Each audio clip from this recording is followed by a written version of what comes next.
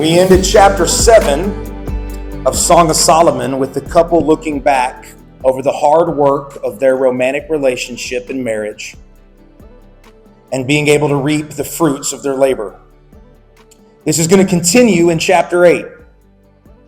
Chapter 8 sets a vision for us of a life well lived, of a relationship well lived, a picture of the final season of a relationship.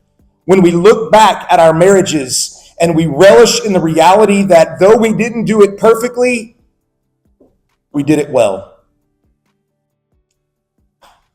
Here's what I want. When I'm 80 years old, I want me and Jess sitting in a living room with our kids and our grandkids and a fire going, and we're sitting there talking about and remembering the great memories that we've had and how we've got to this point loving each other as the Lord has told us to.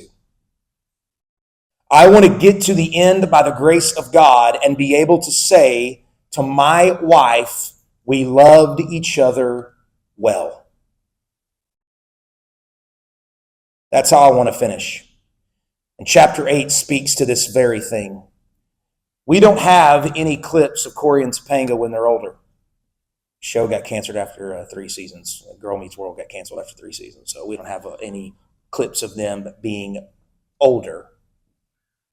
So we don't know if they made it to this point. But if they put in practice the things that we're going to talk about tonight, then we can know they did. If I and my wife are willing to put into practice the kind of commitment that it takes to make a relationship work, then we will be able, if we're alive at 80, to sit around and talk about the memories, the relationship of how we got to this point loving each other well. So Song of Solomon, chapter 8, verse 5. We'll just read 5, 6, and 7 tonight. She is speaking and she says, "Who is that coming up from the wilderness, leaning on her beloved? Under the apple tree I awakened you. There your mother was in labor with you. There she bore you. There who bore you was in labor. Set me a seal upon your heart, as a seal upon your arm. For love is strong as death, jealousy as fierce as the grave. It flashes and are flashes of fire, the very flame of Yahweh. Many waters cannot quench love, neither can floods drown it out. If a man offered for love all the wealth of his house, he would be utterly despised." I'm going to give you from these verses tonight 4 aspects of commitment.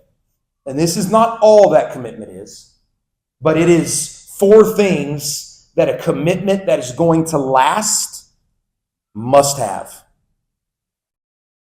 First, in marriage, things are going to be good, things are going to be bad, things are going to be indifferent. Marriage is a journey that is always changing. But while things may change in marriage, one thing that must never change in marriage is your loyalty to one another. The word loyalty simply means support or allegiance. Being supportive and having allegiance to your spouse is the key to making it to the end. At the beginning of verse 5, we have the same language that we've already seen before. It's one coming up out of the wilderness. Now, the first time that we saw this was in chapter 3, verse 6, where the bride and groom, the groom has gone and got her bride and is bringing her out of the wilderness. Here, we see the same kind of language. So that was on their wedding day. And here we have the same kind of language. But look at them now. They're coming out of the wilderness still together. She's still with him. It says, who is coming up from the wilderness leaning on her beloved. The first time this is mentioned, they're coming to their wedding. Now, all these years later, the language of coming from the same place and still being together is mentioned. Through life's ups and downs and twists and turns, they are still together. They are still in love. They're loyal to one another. They've remained loyal to one another. She mentions here an apple tree. She says, under the apple tree, I awakened you. This is a poetic way of referencing when they fell in love. So they're sitting here thinking about how they've made it. We made it. It wasn't perfect. It wasn't easy. But we're here. And we made it. Remember when we first fell in love? Look at everything we've been through. And yet we are here. And we made it. Then she mentions that this apple tree is the same place where your mother was in labor with you.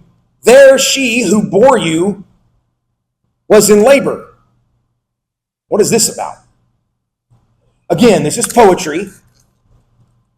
I think she's poetically speaking about the fact that when they fell in love, life began for them in a unique way. She's using poetry to say, when we fell in love under that apple tree, life for us began in a unique way.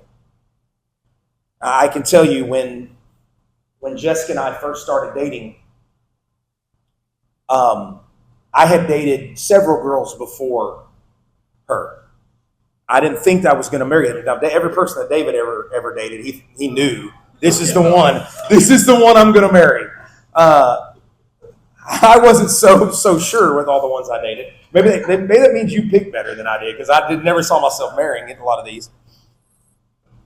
But when I started dating Jessica, it truly was like something that had been dormant in me awakened.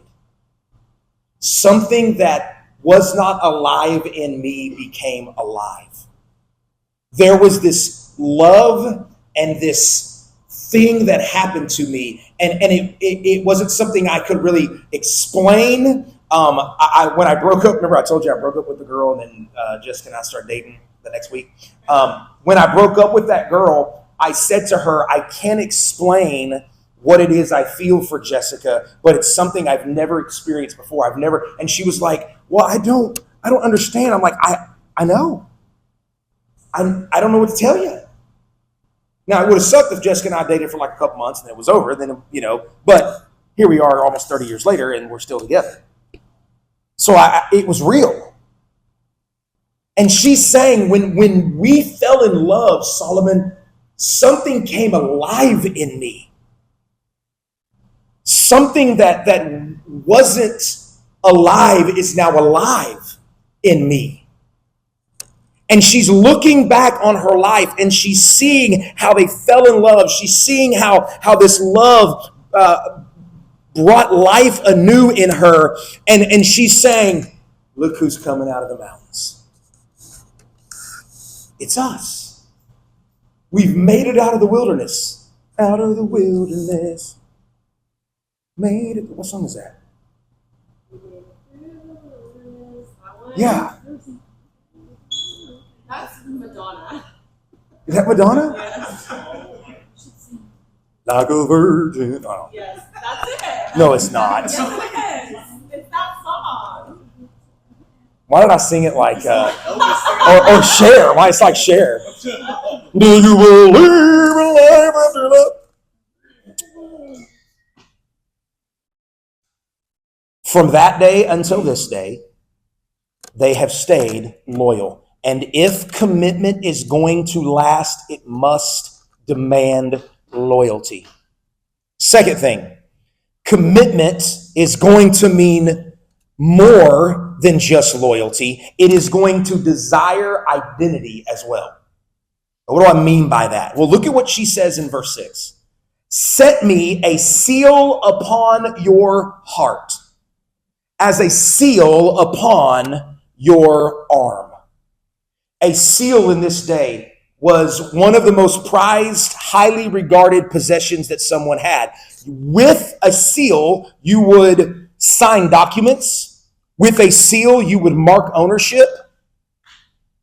A seal could be worn on an arm. It could be on a ring. You would use it as some kind of external statement of identification. So you would use it. You could use a signet ring. You could use a seal to sign for something or to place your ownership upon it. But it was this external statement of ownership. Now look at what she says. She says, "Set me as a seal upon your heart, as a seal upon your arm." Now, here's what she's saying. She is saying, I don't want to just be yours externally. There are a lot of marriages where people are coexisting. And sometimes that is required. Okay? I know there are exceptions where that has to happen.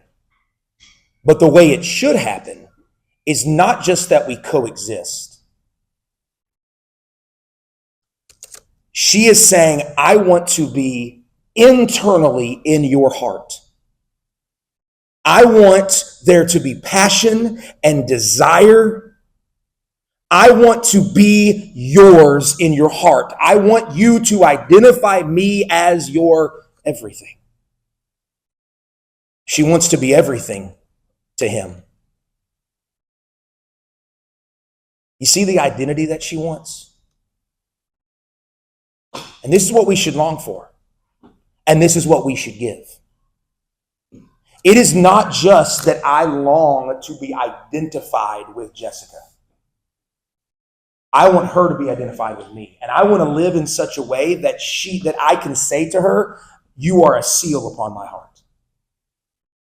And I want to be a seal upon your heart. I don't want this just to be an external thing. I want this to be the core of who we are. Desire, passion.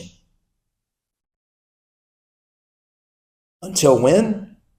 She says, love is as strong as death, until death do us part.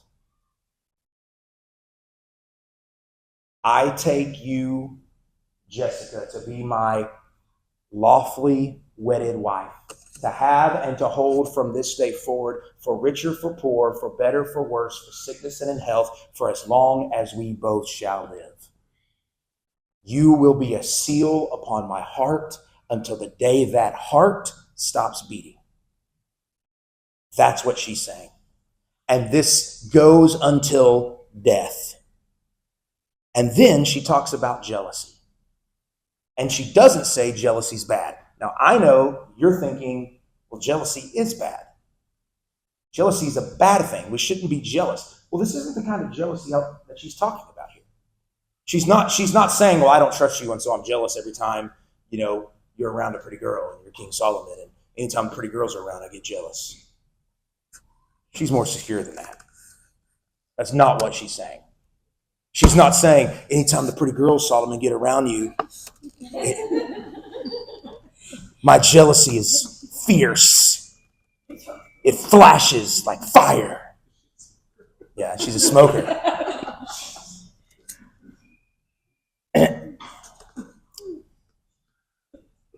We just sang a song called Oh, How He Loves Us. Very first line of that song, He is jealous for me. What that means is God desires to be the only Lord of your life. He's saying, I want to be your one and only God and King and Lord. I'm jealous for you to have me only.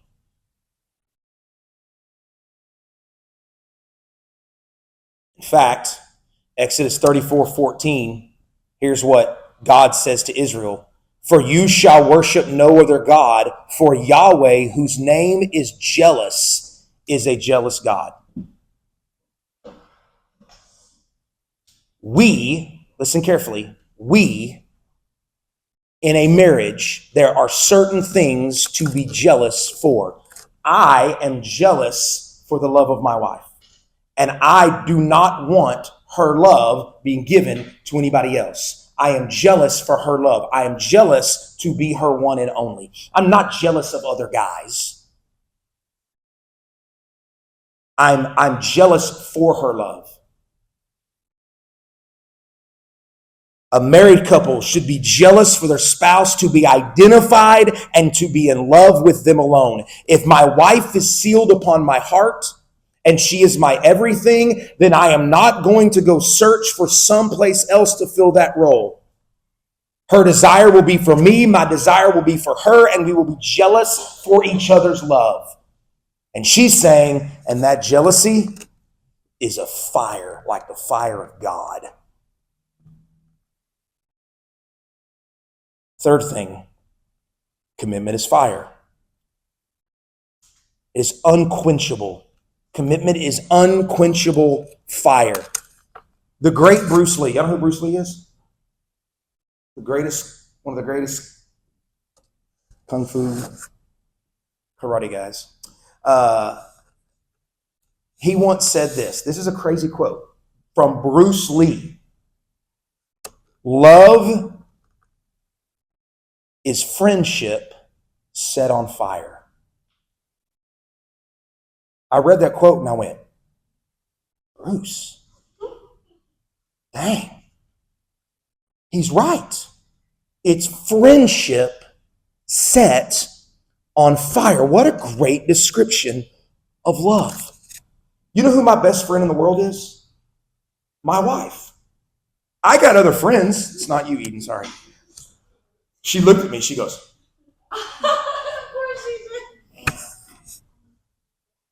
it's my wife. And our friendship that is set on fire with passion and desire, that's what love is. And look, she says love is a fire that many waters cannot quench, neither can floods drown it out. A truly committed, loving relationship cannot be put out by the trials of the world. When two people have created a fire, a friendship on fire, nothing that the world throws at it can put it out. No matter how hard things get, no matter what you have to go through, love stays lit. Madly and passionately, it stays lit. I'm not saying it's always going to burn the same way. There are times where that thing may be a little small. But you do, remember what we talked about 2 weeks ago? You do whatever it takes to put logs on that fire to get it blazing again. Lastly, commitment is a treasure. A love that is committed is worth more than anything else the world can give. If a man offered for love all the wealth of his house, he would be utterly despised. In other words, people would say, if you were willing to trade love, treasure, if you were willing to trade love for some earthly treasure, you're a fool. It's the greatest thing you can have. Why in the world would you trade anything for it? Wasn't it the Beatles who sang Can't Buy Me Love? Can't buy me love. Love can't buy me. They made a movie out of it too in the 80s called Can't Buy Me Love. Love is the greatest treasure outside of salvation that the Lord can give a couple. It is worth giving up everything else to pursue. I would give up anything outside of, abandoning the Lord. I would give up anything for the pursuit of the love between me and my wife. I would work toward it with everything that I have. So I want you to look at these four things. Real love is a commitment that will at least be four things. It will have loyalty, It will have loyalty. It will have identity. It will be unquenchable, and it'll be your greatest treasure outside of the Lord. You will be loyal to it. You'll identify yourself with that person. Your fire will be unquenchable, and it will be your greatest treasure. And if a couple does those things like this couple has, you're able to look back and see from the very beginning of our love until now, we have been committed, and we are now being repaid, or we're reaping the benefits. Now listen, we're reaping the benefits of this committed love that we've been a part of. I don't want to get to the end of my life. I know we're talking about marriage, and y'all think marriage is way far off, but I don't want to get to the end of my life and look at my relationship with my wife and said, man, I could have done that better. I don't want to get to be 80 years old and have to look at my wife and say, I'm sorry that I wasn't loyal to you.